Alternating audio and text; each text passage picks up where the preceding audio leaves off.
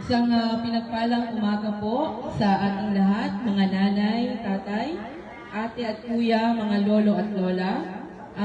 Pagpasensyahan nyo na po kami kung medyo makakaabala kami sa inyong hanap buhay sa araw na ito. Kung kami po ay istorbo, pasensya na po.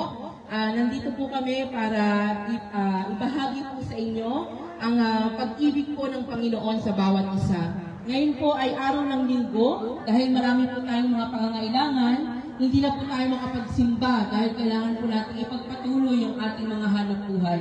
Pero dahil po mahal tayo ng Panginoon, dinala po niya ang kanyang salita sa lugar na ito para kahit papaano, kahit hindi po tayo makasimba, makarinig po tayo ng salita ng Diyos.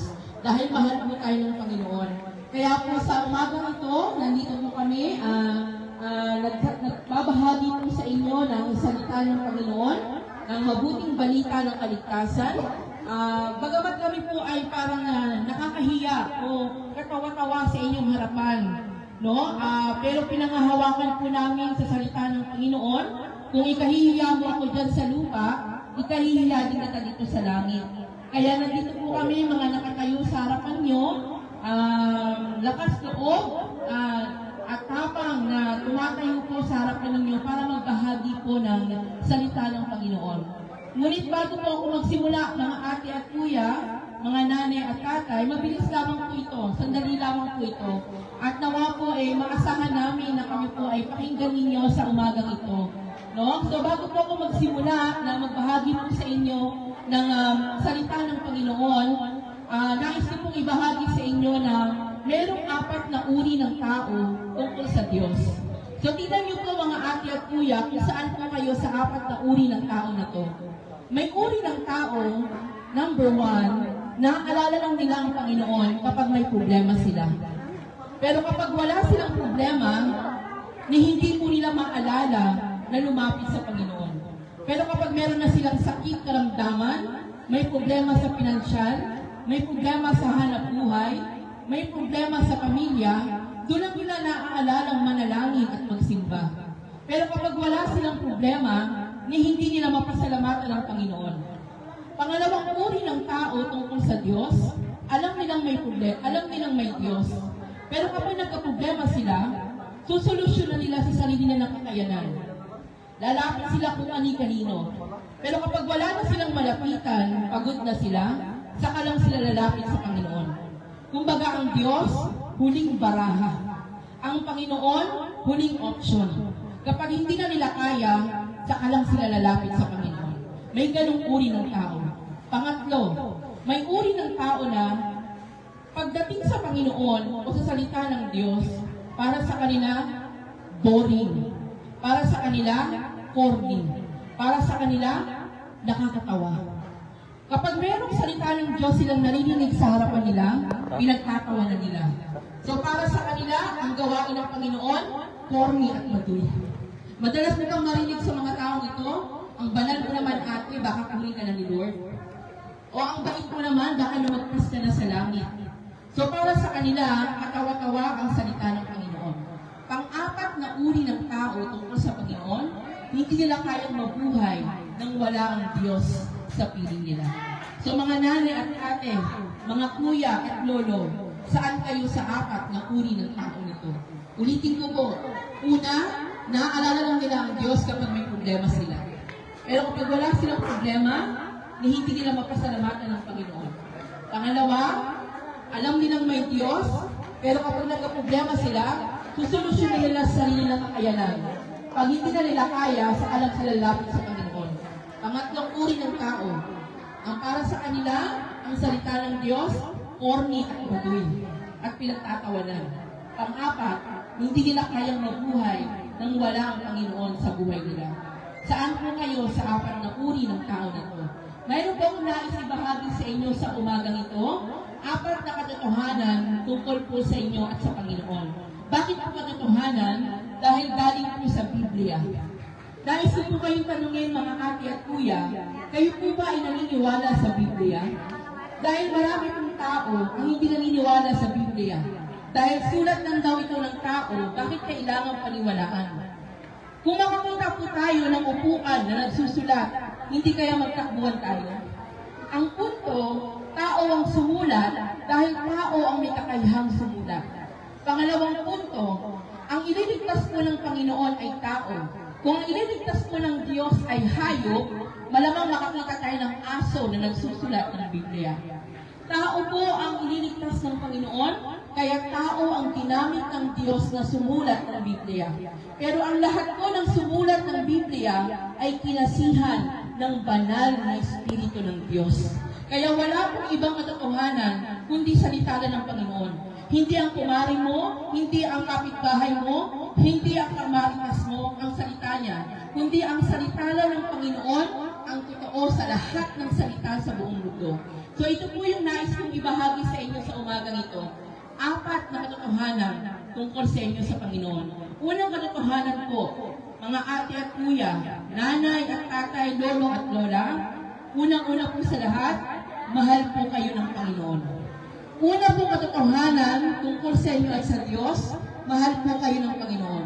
Marami pong tao, hindi sila naniniwala na mahal sila ng Diyos. Bakit po? Sa tindi daw at dami ng kanilang problema na naranasan, hindi sila mahal ng Panginoon. Alam niyo po yung mga asin, betchin, toyo, suka, bawang, sibuyas, kapag walang rekado ang pagkain, hindi masarap. Ganun din po sa buhay ng tao. Kapag walang problema, walang challenge. Kapag walang problema, hindi ka magtitiwala sa Panginoon. Aminin man natin sa hindi, naaalala lang natin ang Diyos kapag may problema tayo. Pero kapag puno tayo ng pagpapala, may pera tayo, masaya tayo, hindi natin maalalang magsimba o manalangin. So ang problema po ay hindi batayan para malaman mo kung mahal ka ng Diyos o hindi. Mga ate at kuya, unang katotohanan tungkol sa inyo sa Panginoon, mahal na mahal po kayo ng Diyos. Kung pakiramdam po ninyo walang nagmamahal sa inyo, dahil wala na kayong maitulong, matanda na kayo, wala na kayong silbi, lahat ng mali ninyo nakikita ng tao, mali po yun. Merong isang Diyos sa kalangitan ang nakatingin po sa inyong lahat at tunay na nagmamahal po sa inyo. Ang sabi po sa salita ng Panginoon sa John chapter 3 verse 16, gayon na lamang ang pag-ibig ng Diyos sa sangkatauhan. Kaya mga ate at kuya, mahal na mahal po kayo ng Panginoon. Noong una pong nilikha ng Diyos ang langit at lupa, ang una niya pong nilikha ang lahat ng pangangailangan ng tao bago niya nilagay ang tao na si Eva at Adan. Dahil ang nais po ng Panginoon, bago niya ilagay ang tao, lahat ng pangangailangan ng tao nandoon na. Kaya mga ate at kuya, ano man pong problema ang inyo pong nararanasan sa oras na ito, alam niyo po bang merong solusyon? Lumapit lang po kayo sa Panginoon.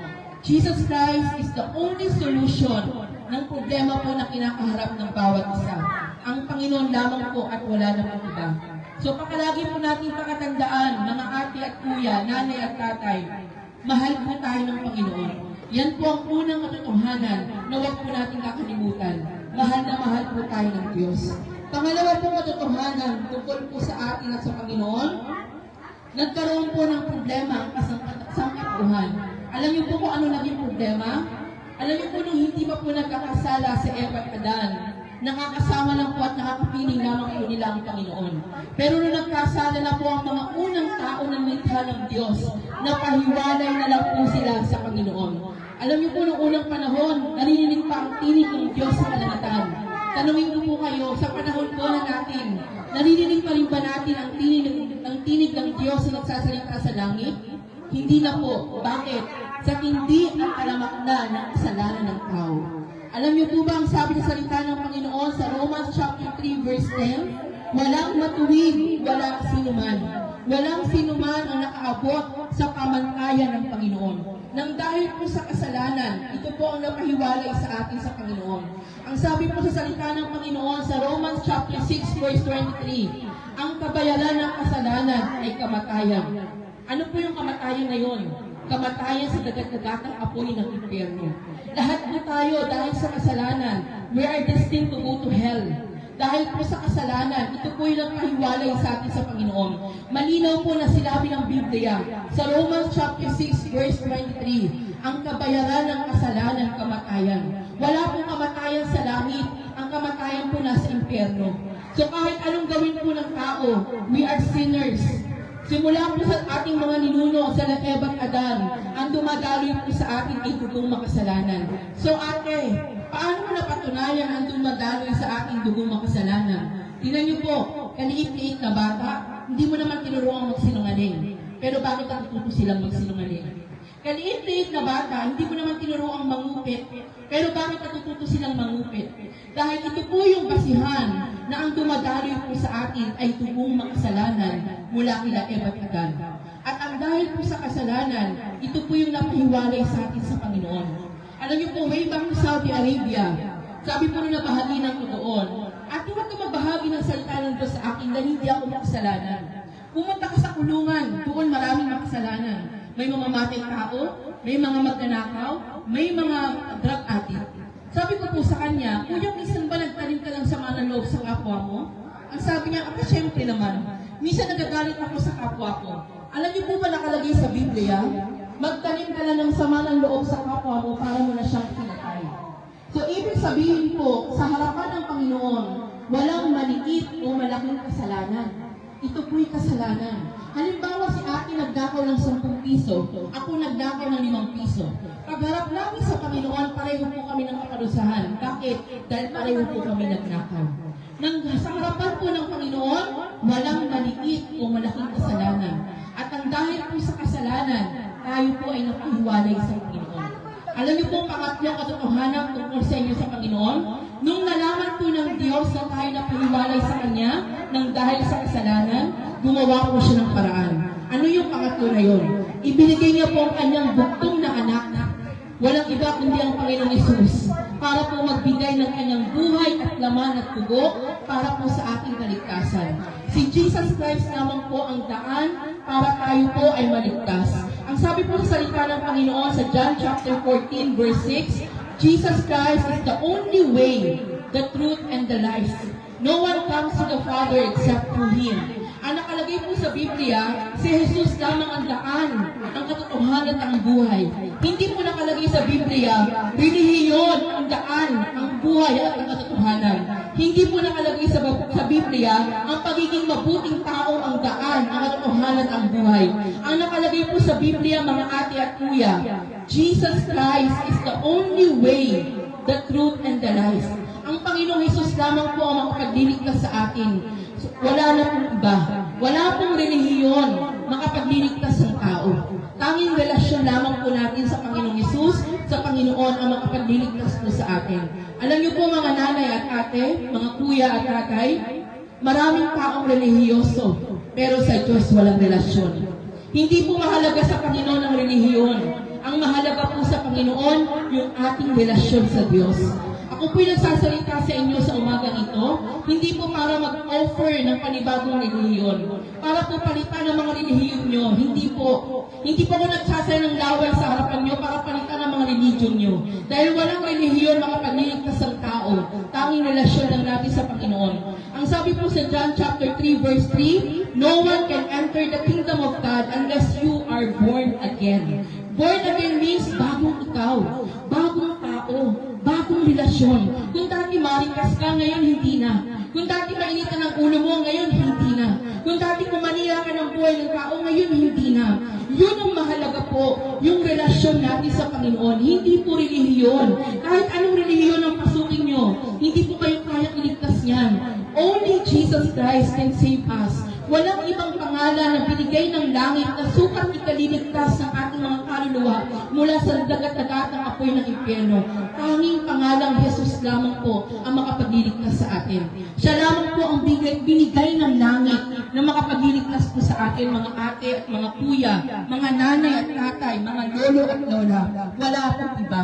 Kaya po, ang pinakamahalaga po sa lahat, mga kapatid, si Jesus Christ lamang po ang daan para tayo maligtas. Hindi po magiging mabuting tao. No, marami nagsasabi, napakabait niyan, mapupunta ng langit yan. Follow na lang po yun. Pero ang pinakauna po sa lahat, ang Panginoong Hesus. Siya po ang Diyos na nagkatawang tao, na binigay ang kanyang dugo at laman para tayo maligtas. Bakit ba tayo niligtas ng Panginoon, mga kapatid? Bakit ba ang Diyos namatay sa krus, no? Ang Panginoong Hesus po ay nabuhay ipinanganak, para po mag-alay ng kanyang dugo at laman. Bakit po? Ang sabi ko kanina sa Romans 6:23, ang kabayaran ng kasalanan, kamatayan. Alam niyo po bang sinumpa tayo ng Diyos dahil sa kasalanan? Ngayon, ang sumpa ng Panginoon ay ang kamatayan, ang magiging kabayaran ng kasalanan.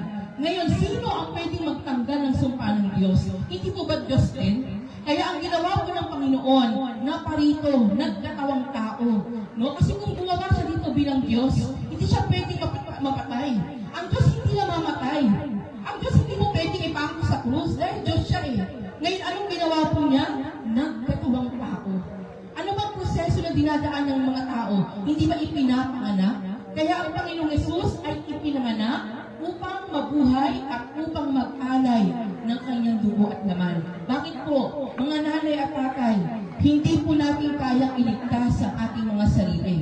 Tanging ang Diyos lamang po ang may kapangyarihan na makapagligtas ng tao.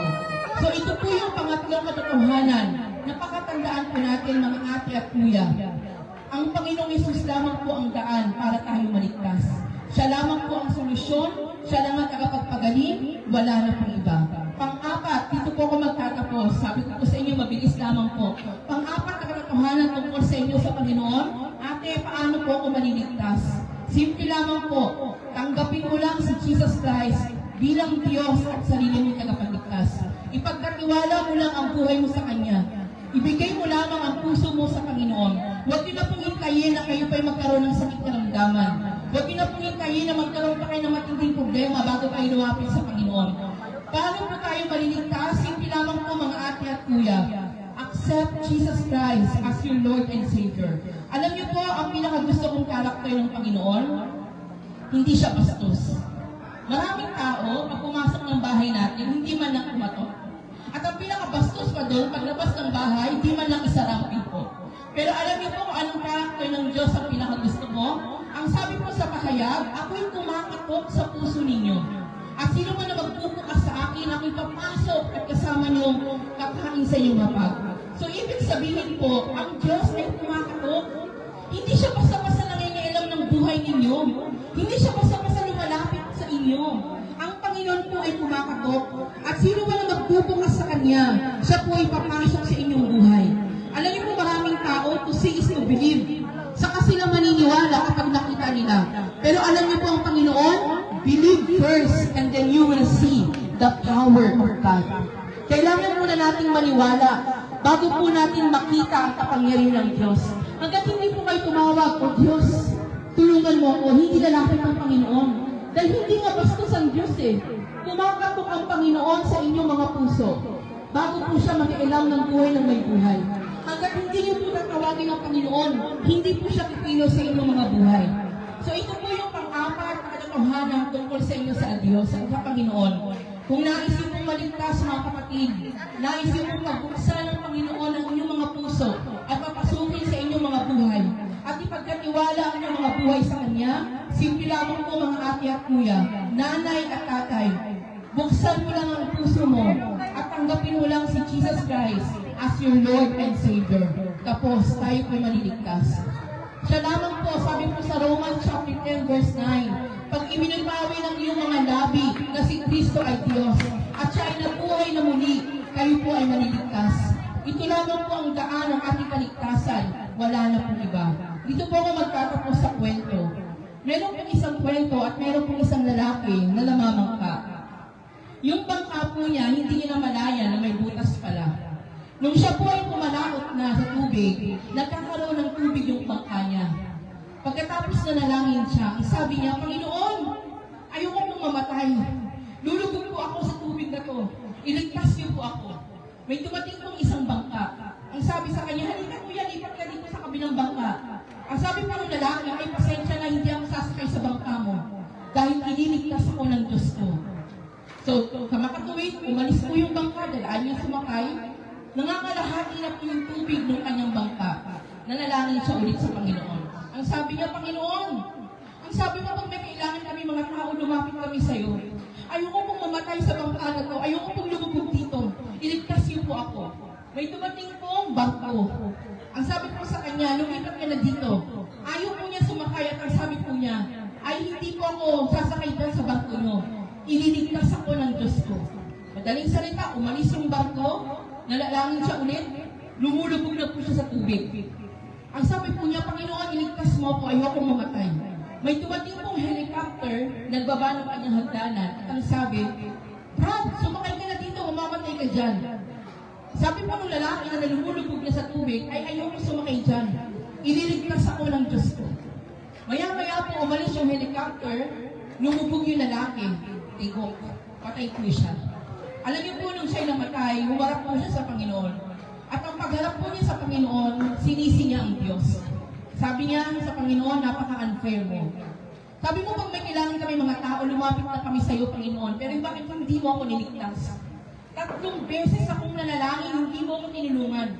Alam niyo po, sumagot ang Diyos sa kanya, ang sabi, Anak, mahal na mahal ko kayong mga tao. Nung unang nanalangin ka, nagpadala ka ng bangka, hindi ka sumakay. Nung pangalawang nanalangin ka para tulungan kita para hindi ka lumubog, nagpadala ko ng barko, hindi ka sumakay. Nung pangatlong nanalangin ka para hindi ka mamatay sa pagkalunod, nagpadala ko ng helicopter, hindi ka rin sumakay. Ano pong lesson ng kwento na ito? Marahil po marami ng mga tao na nagbabahagi sa inyo ng salita ng Diyos na makapagdinig lang sa ating mga kaluluwa mula sa nagdadagatang apoy ng impyerno. Marahil po sa umagang ito, isa na ako sa pinadala ng Panginoon para ibahagi sa inyo ang mabuting balita ng kaligtasan. Ako po ba'y papansinin niyo o hindi niyo papansinin? Katulad ng lalaki sa bangka. Nais na po kayong tanungin, gusto niyo po bang tanggapin ang Panginoong Hesus bilang Diyos at sarili niyong tagapagligtas? Nais niyo po bang pagbuksan ng inyong mga puso ang matagal na pagkatok na ng Diyos sa inyo? Nais niyo po ba akong pansinin para magkaroon ng kaligtasan ng inyong mga buhay? Kung nais niyo po kayong gabayan sa panalangin? Kung gusto niyo po at magdesisyon na tanggapin ang Panginoon sa buhay niyo, pwede po kayong sumunod sa panalangin sa akin. Kung kayo po ay nagtitinda at may mga customer, pwede po kayong sumunod sa panalangin sa inyong isip. Kung nahihiya po kayo sa inyong mga katabi, baka sabihin banal-banalan kayo, pwede po kayong manalangin sa inyong mga isip. Mga ating mga kuya, nanay at tatay, lolo at lola, ito po ang araw na dinala ng Diyos ang kanyang salita sa lugar na ito. At ito na po ang dahilan at ang araw para tanggapin si Kristo sa buhay natin. Kung nais niyo po, sumunod po kayo sa panalangin sa akin. Panginoong Hesus, ako po'y lumalapit sa inyong harapan. Humihingi ako ng kapatawaran sa mga kasalanang nagawa ko. Sa oras kong ito, tinatanggap kita bilang Diyos at sarili kong tagapagligtas. Pinapapasok kita sa buhay ko. Pinagbubuksan kita ng puso ko. Ikaw na po ang maghari at magkontrol nito. Sa pangalan ni Jesus.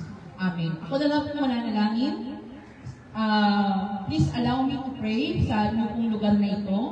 Panginoon namin banal at makapangyarihan sa lahat, maraming pong salamat sa araw na ito, kung saan pinakita mo kung gaano mo kamahal ang mga babae at lalaki na nandito. Dahil dinala mo ang kaligtasan mo sa lugar na ito, dinala mo ang salita mo sa lugar na ito. Dalangin ko po, Panginoon, pagpalain mo ang lahat ng tindahan na nandito. Sa panahon na sila magbabayaran ng upa sa kanilang mga tindahan, ipagkaloob mo ang mga pambayad nila. And Lord, I pray in the name of Jesus, araw-araw na marami silang income, araw-araw na maraming bibili sa kanila. In the name of Jesus, I pray, Lord, dalhan mo ng maraming mga customer ang lugar na ito, Panginoon. At bawat tindahan na dito, araw-araw magkaroon sila ng malaking income, malaking kita sa pangalan ni Jesus, O God. Lord, at sino man po sa aming kalagitnaan, yung mga nandito sa tindahan na ito na mayroong sakit karamdaman, mayroong mga iniinda na sakit sa kanilang katawan. In the name of Jesus, I pray for healing, Lord, in Jesus' name. And I pray, Father God, sino man sa pamilya nilang may sakit, Panginoon, mayroong mga sakit na nakamamatay. In Jesus' name, Lord, stretch mo ang iyong kamay sa kanila upang maranasan po nilang kagalingan sa pangalan ni Jesus. Maraming pong salamat. I pray in Jesus' name na mag-overflow araw-araw ang maraming customers sa lugar na ito. Malaking income sa araw-araw in the name of Jesus. Thank you, Lord, sa pangalan ni Jesus. Amen. Maraming salamat po sa inyong pakikinig. At dahil na-stop po namin kayo ng maunting minuto, Meron po kami libreng tubig at biskuit para po sa inyo. Dahil astorbo po namin kayo. Ibibigay po ng mga kasama ko, huwag po kayo mag-alala, libre po ito. Ang salita po ng Diyos ay libre at walang bayad. Kaya libre po namin ibibigay. Maliit na po, ano lang po, simpleng pangtawid, uhaw lamang po at gutom. Biskuit po at tubig ibibigay po sa inyo ng aming mga kasama. God bless you po. Pasensya na po sa abala.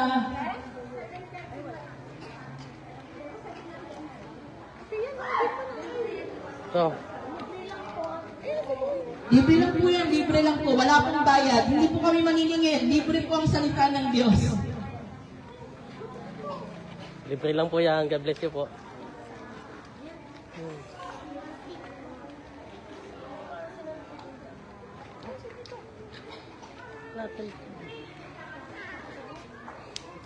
Get mo. Hindi pa.